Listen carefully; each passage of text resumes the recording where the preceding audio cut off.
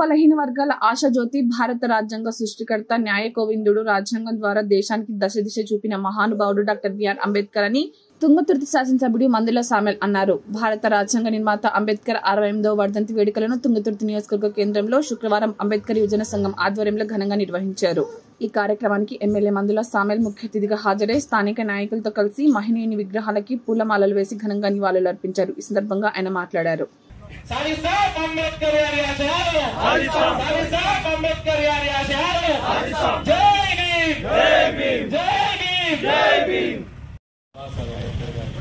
వర్ధంతి సందర్భంగా నియోజకవర్గ కేంద్రమైనటువంటి వారి యొక్క విగ్రహానికి పూలమాల వేసి వారిని గౌరవించుకోవడం అనేటువంటిది మనల్ని మనం గౌరవించుకోవడం. ఈ నియోజకవర్గానికి 2 సార్లు ప్రాతినిధ్యం వహించేటువంటి అవకాశం ఇచ్చినట్టే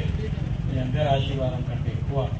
అంబేద్కర్ గారు కల్పించినటువంటి రిజర్వేషన్ పథకం వారు మనకు ఇచ్చినటువంటి అవకాశం, వారు చేసినటువంటి కృషిని, వారు ఇచ్చినటువంటి అవకాశాన్ని, వారు తీసుకొని వచ్చినటువంటి రథాన్ని ముందుకు తీసుకొని పోకపోయినా దాన్ని వెనుకకు నెట్టివేయకండి అని చెప్పేసి ఆ రోజు అంబేద్కర్ గారు చెప్పారు. దాన్ని మనం గుర్తుపెట్టుకొని వారు మనకు అందించినటువంటి ఫలాలను, అంటే దళితులకే పరిమితమై చూసేటువంటి సమాజానికి మొదటగా మహిళలకు కానివ్వండి, ఒక మనిషికి కానివ్వండి ఓటు హక్కు విషయంలో, అదే పనికి వేతనం కల్పించే విషయంలో, కార్మిక చట్టాల విషయంలో, మనిషిని మనిషిగా గుర్తించే విషయంలో, అన్ని విషయాల్లో కూడా అంబేద్కర్ గారు చేసినటువంటి ఎనలేని సేవలు కావచ్చు,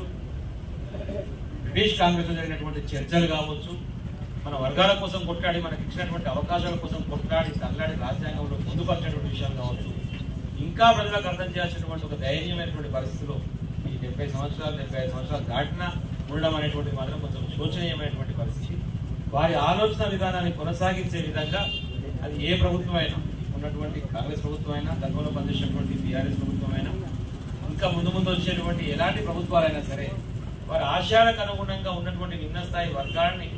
పైకి ఎత్తడం కోసం, బాగుపరచడం కోసం ఎలాంటి చర్యలు చేపట్టాలో దానికోసం అందరం కలిసికట్టుగా ముందుకు సాగే విధంగా ప్రయత్నం చేస్తే బాగుంటుంది. అది ఏ ప్రభుత్వం అయినా, కేంద్రంలో ఉన్నటువంటి ప్రభుత్వాలు ఎవరైనా ఏదో ఒక పేరుతోని దానికి క్రిమిలేర్ అనేటువంటి మాటను జోడించో, లేకపోతే ఇంకో దాన్ని జోడించో రాను రిజర్వేషన్లు ఎత్తేసేటువంటి కుట్రలు చేసేటువంటి ప్రయత్నం చేస్తే ఎవరైనా సరే, ఏ వర్గం వారమైనా సరే ముక్త కంఠంతో దాన్ని ఎట్టి పరిస్థితుల్లో ఒప్పుకునేది లేదు అని చెప్పేసి ఖండించి మనకు ఉన్నటువంటి ఫలాలను మనం ఆస్వాదించే విధంగా కలిసికట్టుగా ముందుకు సాగాలి. అదే సందర్భంలో రాజ్యాంగంలో మనకి ఇచ్చే అవకాశాల కోసం,